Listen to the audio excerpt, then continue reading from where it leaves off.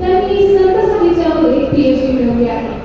अनेक नामांकित वर्तमानपत्रे, नियतकालिके, मासिके यातून सातत्याने आध्यात्मिक विषयांवर त्यांनी लेखन केले आहे. अनेक शाळा, कॉलेज, संमेलनांमधून त्यांनी चर्चासत्रांमध्ये सहभाग घेतला आहे आणि अध्यक्षपदही भूषवले आहे. व्याख्याने, कीर्तने आणि प्रवचनांच्या माध्यमातून ते सातत्याने समाज प्रबोधनाचे कार्य करत आहेत. महाविद्यालयाला अनेक पुरस्कार मिळवून देण्यामध्ये त्यांचे महत्त्वाचे असे योगदान आहे. अनेक राष्ट्रीय आणि नामांकित पुरस्काराने ते सन्मानित आहेत.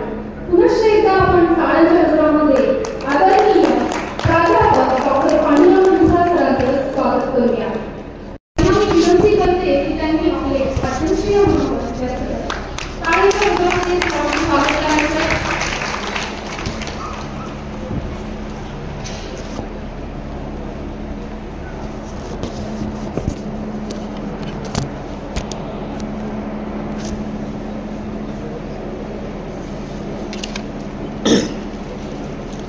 प्राचीन अतिप्राचीन काळापासून ऋषीमुनींच्या तसेच साधू तपस्व्यांच्या पदस्पर्शाने वास्तव्याने घनघोर तपश्चर्येने पुनीत झालेली कलासौंदर्य, सृष्टीसौंदर्य आणि अध्यात्म ज्ञान यांच्या सुरेख संगमाने पवित्र मंगल बनलेली ज्या भूमीमधून जगद्गुरू तुकाराम महाराजांनी वैकुंठ गमन केलं आणि ज्या इंद्रायणीच्या तीरावर कैवल्य साम्राज्याचे चक्रवर्ती संत श्रेष्ठ ज्ञानराज माऊलींनी समाधी घेतली, या पंचक्रोशीमधील आज या मुसी गावामध्ये आज हे चौथं इंद्रायणी साहित्य संपन्न होत आहे. आपणा सर्व पंचक्रोशीयांना याबद्दल खूप मोठा आनंद वाटत आहे आणि आपलं मनही भरून येत आहे आणि याचा आपल्याला सगळ्यांना सार्थ अभिमान आहे. तेव्हा या निमित्ताने आम्हा घरी धन शब्दाचीच रत्ने, शब्दाचीच शस्त्रे यत्न करू, शब्दची आमुच्या जीवाचे जीवन, शब्द वाटू धन जनलोका, तुका म्हणे पहा शब्देची हा देव, शब्देची गौरव पूजा करू.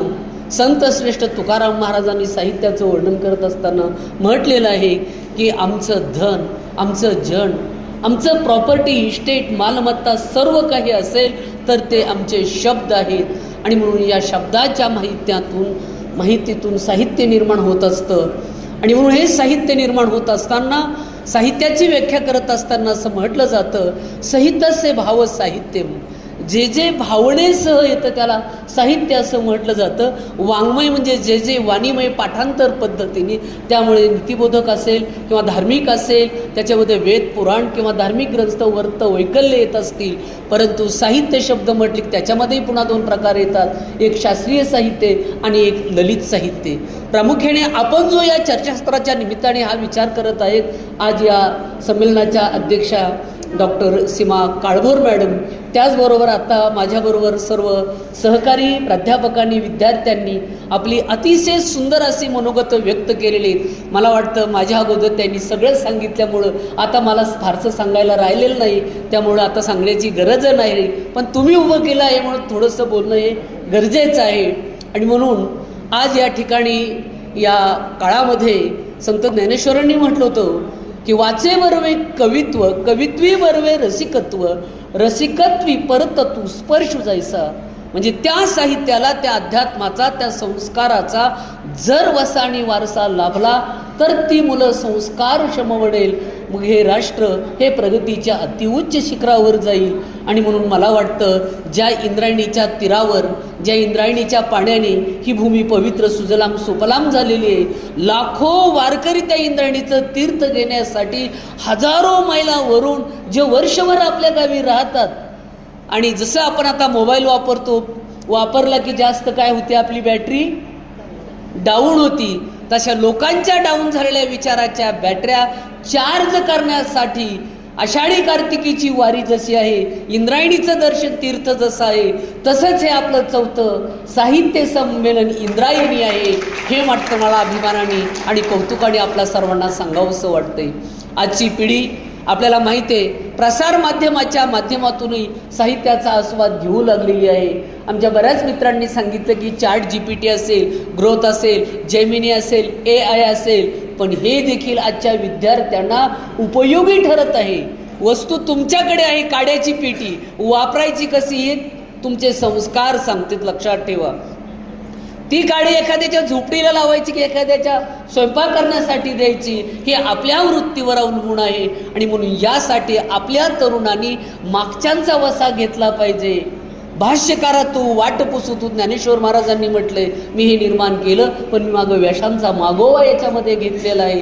त्यामुळे ज्यावेळी आपली ही तरुण पिढी लिहिल, आपले अनुभव लिहिल, आत्मचरित्र असेल, कथा असेल, कादंबरी असेल, नाटक असेल, गीतं असतील, पोवाडे असतील, मला वाटतं आता विद्यापीठाच्या पातळीवर देखील आज FY असेल, SY असेल, TY असेल, MA असेल, BA BCom किंवा BCA असतील किंवा आणखी इतर वर्ग आहेत, या सगळ्यांना हे विषय कंपल्सरी केलेले आहेत. प्रॅक्टिकली नॉलेज आणि त्यामुळे प्रॅक्टिकलमध्ये सुद्धा तुम्ही सादरीकरण कसं करताय, तुम्ही लेखन कसं करताय, तुम्ही व्यक्त कसं करताय, तुम्ही साहित्य कसं मांडताय, तुम्ही शब्दांना सजवताय कसं. आणि म्हणून आजच्या काळात जर आपण हे वाचलं तरच आपण वाचणार, नाही तर आपण जर साहित्य वाचलं नाही तर ते लोक वाचणार नाहीत, लक्षात ठेवा. आणि म्हणून इंद्रायणी हे नाव अतिशय सार्थक आहे या दृष्टीने की हिला पुरातन कालापासून एक परंपरा लाभलेली आहे. हिच्या तीरावर संभाजीराजांचा शेवटचा जो प्रसंग आहे तो देखील याच इंद्रायणीच्या तीरावर घडलेला आहे. आणि असं इंद्रायणीचं नाव दिल्यामुळे इंद्रायणीसारखाच हा साहित्याचा प्रवाह आमचे परमादरीन माझे मित्र आपले संदीप तापकीर सर असतील, आमचे माननीय अरुणजी बोराडे साहेब असतील, आमचे बोरचाटे साहेब असतील, आमच्या संमेलनातील सगळेच आपण या ठिकाणी सहभागी झालेल्या सगळ्या व्यक्ती असो, आपली एक जबाबदारी आहे की या विचाराचा वसा आणि वारसा आपल्याला पुढं न्यायचा आहे. आपल्याला जग हे संपन्न करायचं आहे, समृद्ध करायचं आहे. अब्दुल कलामांचं हे 21व्या शतकाच्या पुढचं जे स्वप्न आहे, भारत हा जगाचा गुरु बनणार आहे. आणि मला वाटतं ह्या साहित्य संमेलनाच्या माध्यमातून आज आपण सर्वांना तो संदेश देत आहोत.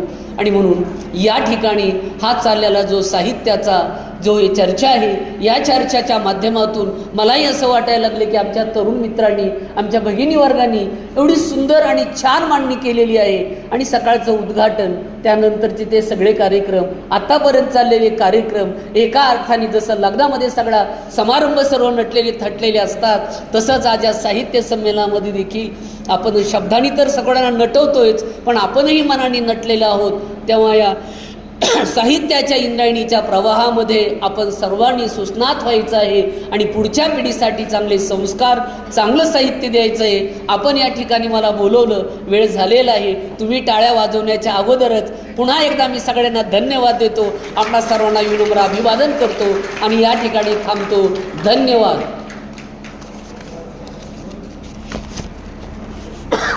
अतिशय सुंदर ते सरांनी विचार मांडलेले आहेत.